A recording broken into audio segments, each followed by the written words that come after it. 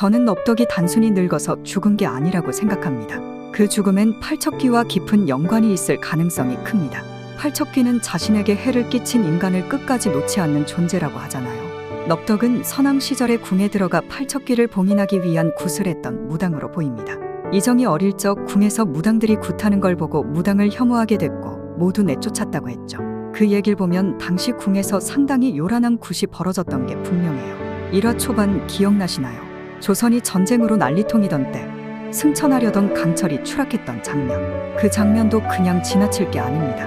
저는 팔척귀의 기원을 암시하는 중요한 장면이라고 생각해요. 이미 그 시점에 팔척귀는 선왕에게 빙의 되어 있었고 광기에 휩싸인 선왕으로 인해 전쟁이 벌어지고 조정이 무너졌던 거죠. 넙덕이는 13년 전 팔척귀를 봉인하기 위해 불려간 무당 중 하나였을 가능성이 큽니다. 그리고 처음엔 경기석이 왜 암수지 싶었는데 경기석은 원래 한 쌍으로 작동하는 장치였던 거예요.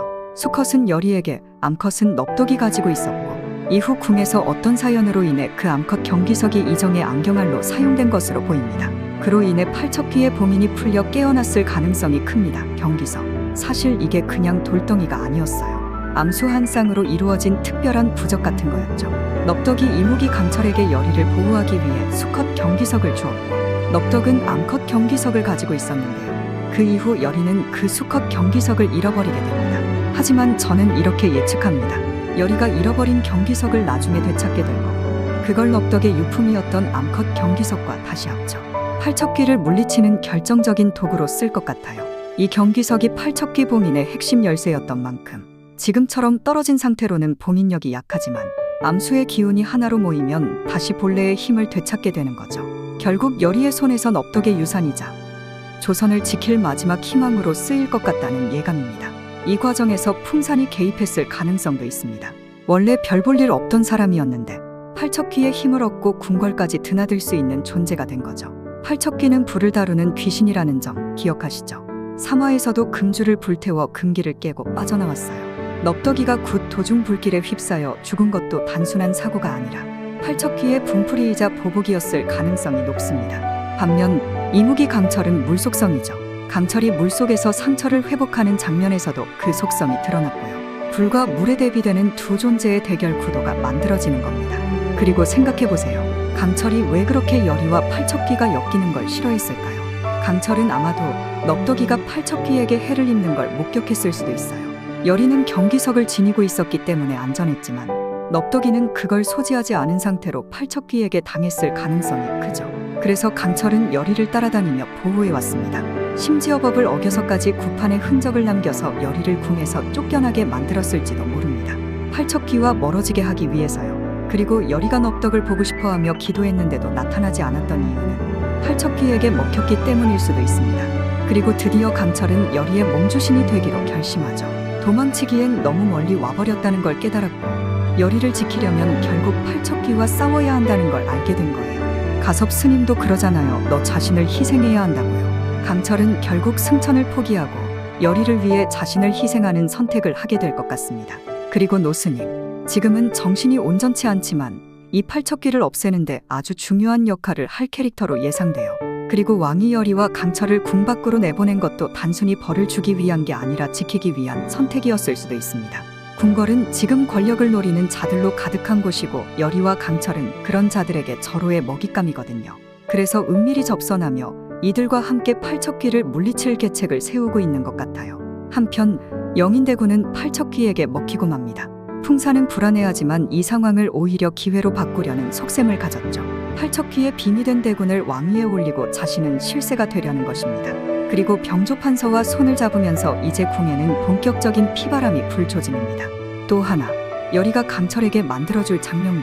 이게 강철을 한번 살려주는 장치가 될 것 같아요. 강철은 여리를 통해 사랑이라는 감정을 처음 느끼고 승천보다 여리를 지키는 걸 택하게 되죠. 그리고 예고편에서 나오는 여리의 말. 대군을 이렇게 만든 게 너였냐? 이 질문의 대상은 수살귀일 가능성이 높습니다.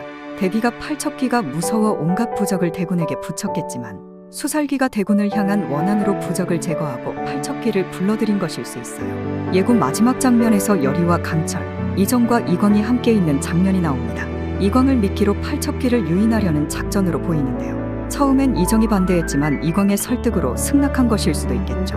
근데 여러분, 사화 제목이 뭐였는지 아세요? 바로 야광주였습니다. 그런데 말입니다. 정작 야광주에 대한 설명은 거의 나오지 않았어요. 이게 아주 이상하죠. 전 이게 복선이라고 생각합니다. 야광주란 밤하늘을 수놓는 신비로운 길, 어둠 속에서도 스스로 빛을 내는 존재, 전설 속 용이나 신령한 존재가 가진 가장 귀한 보물로 알려져 있죠.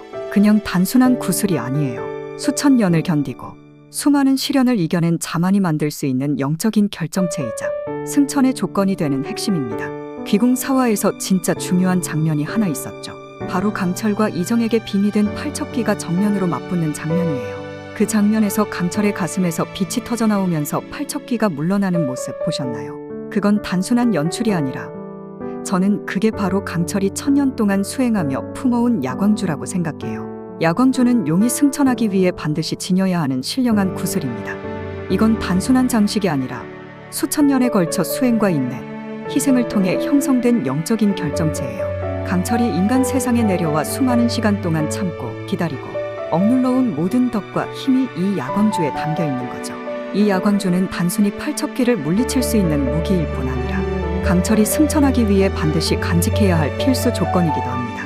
다시 말해 이 야광주를 잃으면 승천은 물 건너가는 거예요. 열의를 위해 승천을 버리려는 강철. 하지만 지금 강철은 열의를 지켜야 하는 상황에 직면해 있어요. 팔척귀는 점점 더 힘을 얻고 있고 영인대궁까지 빙의 당해 궁 전체가 위기에 빠졌죠. 열의 역시 더 이상 안전하지 않아요. 강철은 그 누구보다도 이 상황을 잘 알고 있습니다. 그런데도 강철이 야광주의 힘을 꺼낸다는 건 곧 자신이 승천할 기회를 포기하겠다는 뜻과 같습니다. 나중에 강철에 내면 갈등을 고스란히 보여줄 것입니다. 한쪽은 수천 년 동안 꿈꿔온 승천, 다른 한쪽은 지켜야 할 단 하나의 인간, 열의. 강철은 처음엔 망설입니다.